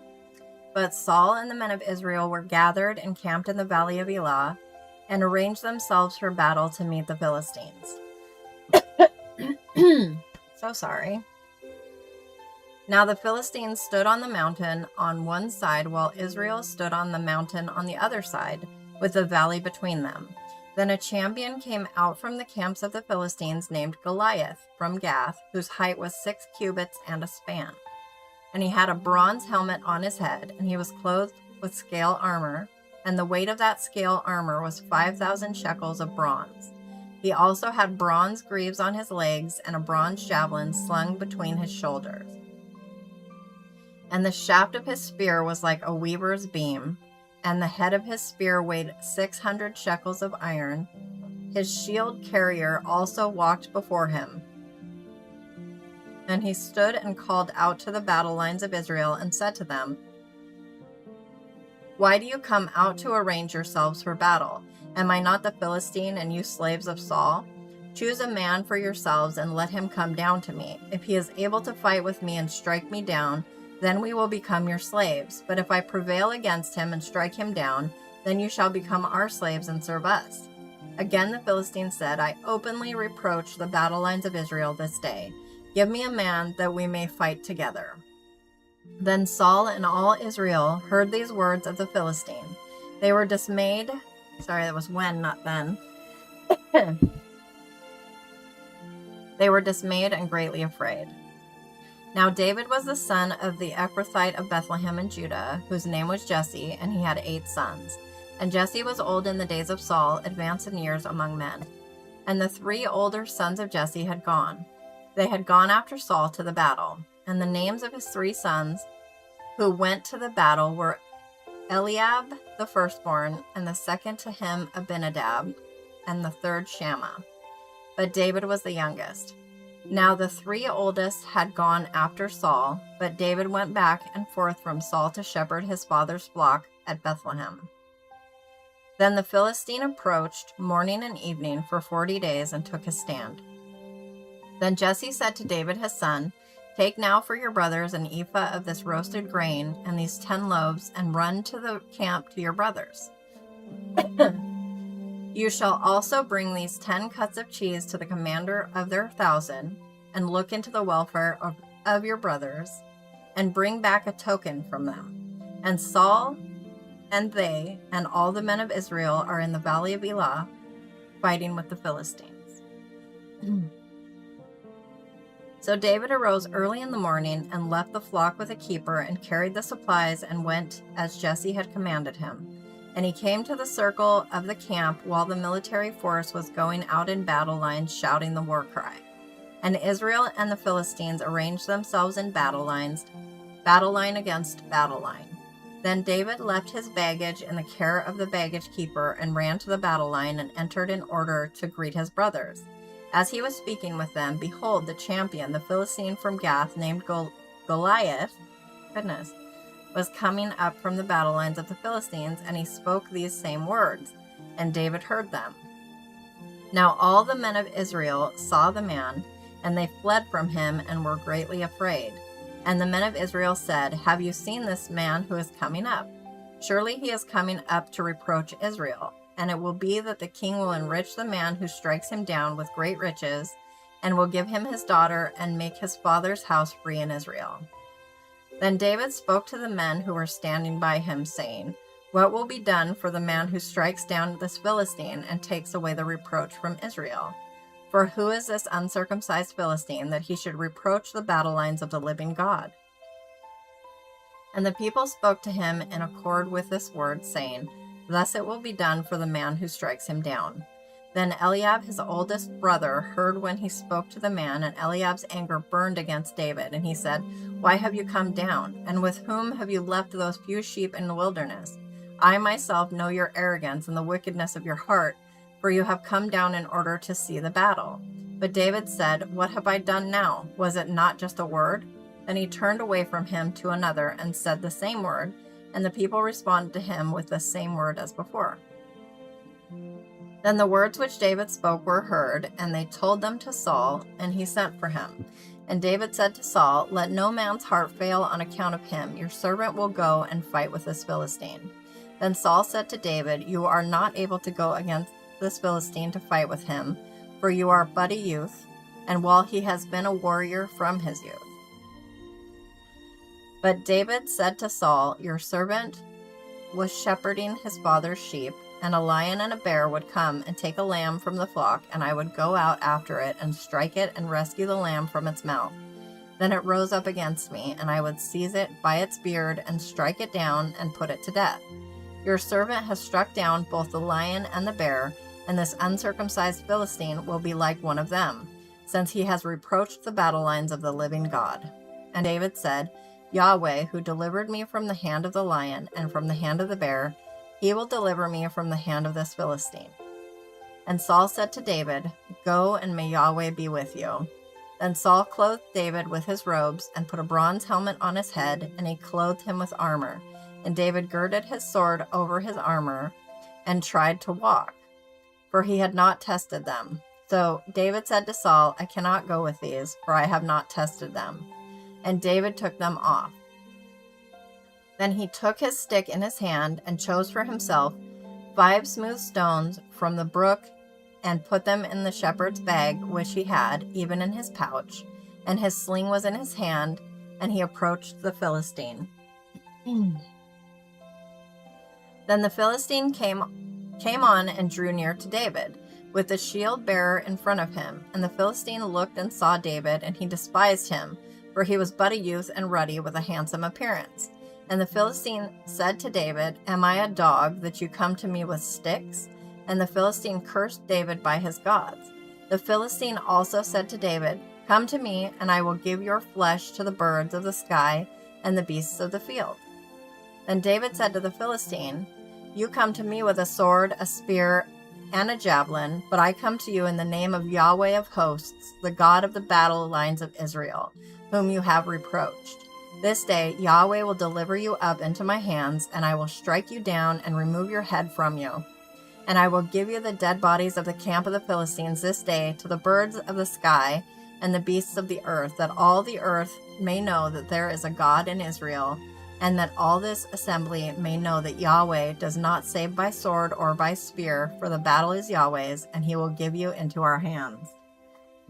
Excuse me, sorry. Let me see. I'm going to check the comment. The idea behind looked about is almost that Goliath had to look around to find David. Yeah. David was so small compared to... Yeah, exactly. That's kind of funny to picture. Did you see the preview? I put for a preview on this live stream or trailer or whatever they call it, a video I made like a year and a half ago or something like that. It's like a cinematograph. I have several versions of that one. I'm not sure which one is on there, but I was really proud of that when I made it, because I was new to making videos in general, and animation is not my strong suit.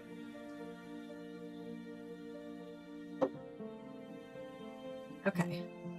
Then it happened when the Philistine rose and came and drew near to meet David, that David ran quickly toward the battle line to meet the Philistine. And David sent his hand down into his bag and took from it a stone and slung it and struck the Philistine on his forehead.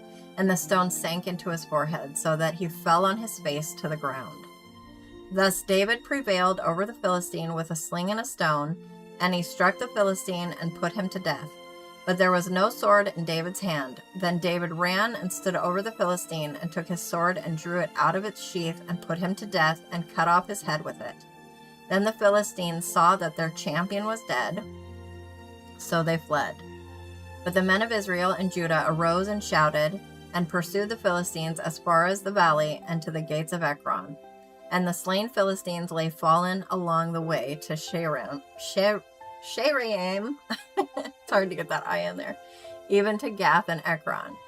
Then the sons of Israel returned from hotly pursuing the Philistines and plundered their camps. And David took the Philistine's head and brought it to Jerusalem, but he put his weapons in his tent. Now when Saul saw David going out to meet the Philistine, he said to Abner, the commander of the army, Abner, whose son is this young man? And Abner said, By your life, O king, I do not know. And the king said, You inquire whose son the youth is. So when David returned from striking down the Philistine, Abner took him and brought him before Saul with the Philistine's head in his hand. And Saul said to him, Whose son are you, young man? And David answered, I am the son of your servant Jesse the Bethlehemite. And that was chapter 17 of 1 Samuel. Welcome to those just coming in. God bless you. Yeah, well, I can imagine, that it would feel that way. Like they have no no faith in you at all, or whatever, that they would send this little guy when you're huge and very good in battle and all that. Excuse me.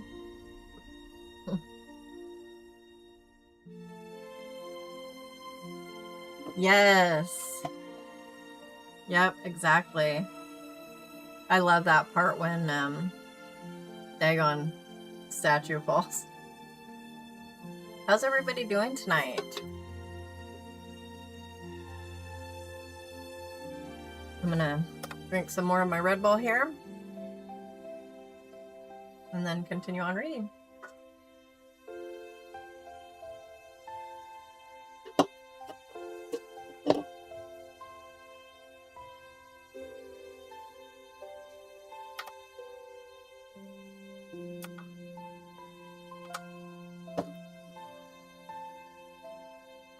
Oh, it's like a commentary? I'm gonna pull it up. Oh, cool. I'll have to check this out. Thanks.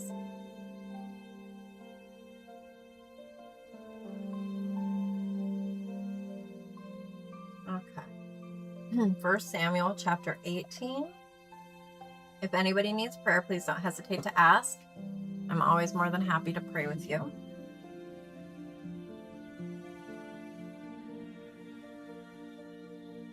Now it happened when he had finished speaking to Saul that the soul of Jonathan was knit to the soul of David, and Jonathan loved him as his own soul.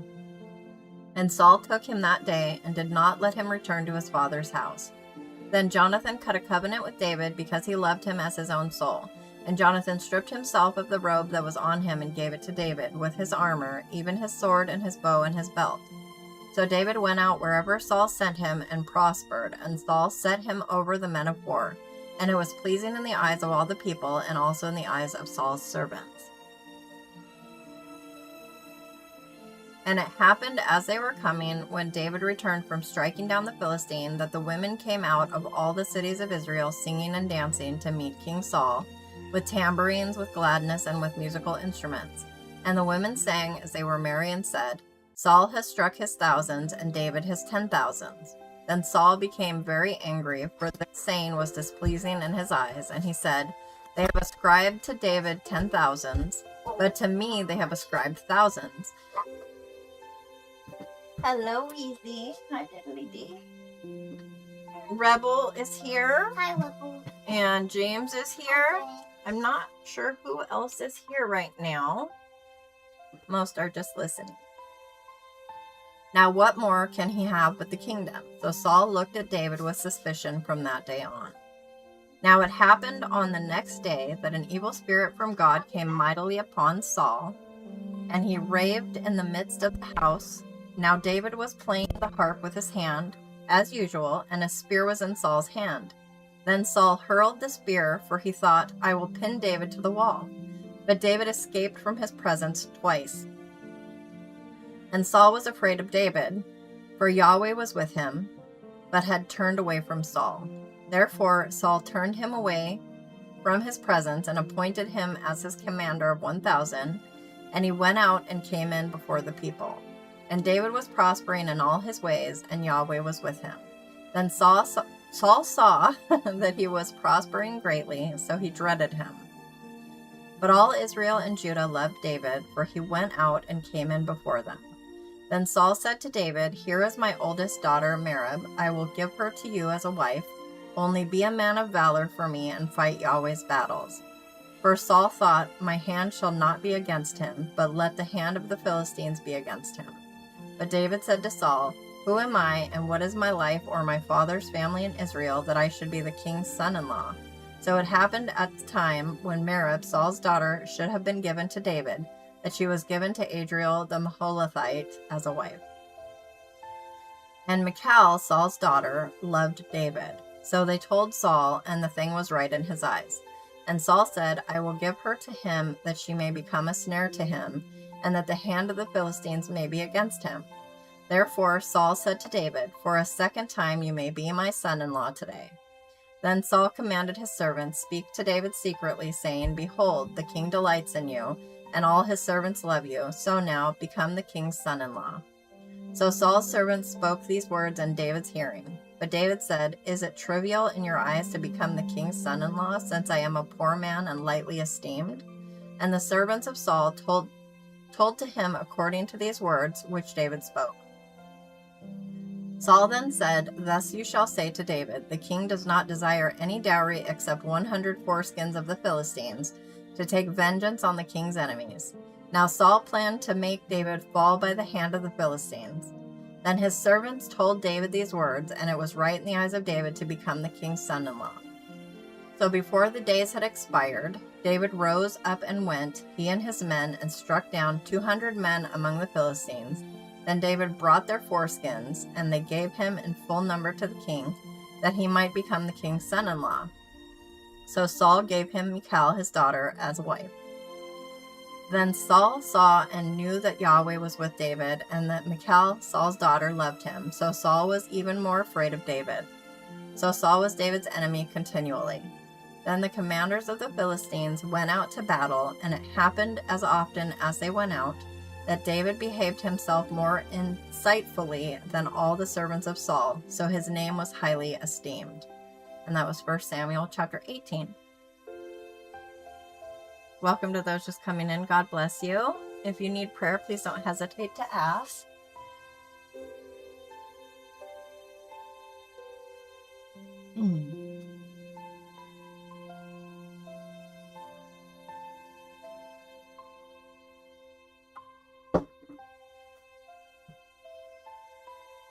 Hi, Pigeon. Here, you want to snuggle while I read? Hello, to hold you.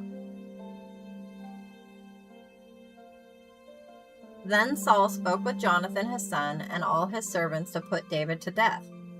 But Jonathan, Saul's son, greatly delighted in David. Come here. You want to go over here? There you go. All right, sweet girl. So Jonathan told David, saying, Saul, my father, is seeking to put you to death. So now, please be careful in the morning and stay in a secret place and hide yourself. And I will go out and stand beside my father in the field where you are, and I will speak with my father about you. What I perceive, I will tell you. Then Jonathan spoke well of David to Saul his father, and said to him, Do not let the king sin against his servant David, since he has not sinned against you, and since his works have been very good for you. For he took his life in his hand and struck the Philistine, and Yahweh brought about a great salvation for all Israel. You saw it and were glad. What did you find on the desk? Something to knock off, huh? Why then will you sin against innocent blood by putting David to death without a cause? And Saul listened to the voice of Jonathan, and Saul swore, As Yahweh lives, he shall not be put to death. Then Jonathan called David, and Jonathan told him all these words. And Jonathan brought David to Saul, and he was in his presence as formerly. Then there was war again, and David went out and fought with the Philistines and struck them with a great slaughter, so that they fled before him. Now there was an evil spirit from Yahweh on Saul, as he was sitting in his house with his spear in his hand, and David was playing the harp with his hand. And Saul tried to pin David to the wall with a spear, but he slipped away out of Saul's presence, so that he struck the spear into the wall. And David fled and escaped that night. Then Saul sent messengers to David's house to keep watch over him, in order to put him to death in the morning. But Michal, David's wife, told him, saying, If you do not make an escape for your life tonight, tomorrow you will be put to death. So Michal let David down through a window, and he went out and fled and escaped. Then Michal took the household idol and laid it on the bed, and put a quilt of goat's hair at its head, and covered it with clothes. Then Saul sent messengers to take David, but she said, He is sick. So Saul sent messengers to see David, saying, Bring him up to me on his bed, that I may put him to death. The messengers came, and behold, the household idol was on the bed with a quilt of goat's hair at its head. So Saul said to Michal, Why have you deceived me like this, and let my enemy go, so that he has escaped? And Michal said to Saul, He said to me, Let me go, why should I put you to death? Now David fled and escaped, and came to Samuel at Ramah, and told him all that Saul had done to him. And he and Samuel went and stayed in Naioth. And it was told to Saul, saying, Behold, David is at Naioth in Ramah. Then Saul sent messengers to take David, but they saw the company of the prophets prophesying, with Samuel standing and presiding over them. And the Spirit of God came upon the messengers of Saul, and they also prophesied. This was told to Saul, and he sent other messengers, and they also prophesied. So Saul sent messengers again the third time, and they also prophesied. Then he himself went to Ramah, and came as far as the large well that is in Secu. And he asked and said, Where are Samuel and David? And someone said, Behold, they are at Naioth and Ramah. So he went there to Naioth and Ramah, and the Spirit of God came upon him also, so that he went along prophesying continually until he came to Naioth and Ramah. He also stripped off his clothes, and he too prophesied before Samuel, and lay down naked all that day and all that night. Therefore they say, Is Saul also among the prophets? And that was chapter 19. And that is where I'm going to leave off at tonight. And next time we will pick up at chapter 20. Thank all of you for being here tonight. I'm sorry I was tripping over my lips half of the time, and that there was such a hassle at the beginning with the technical difficulties, but I appreciate you. God bless you, and have a wonderful night. Sleep tight and dream sweet. God bless. Bye-bye. God bless you too, Prime.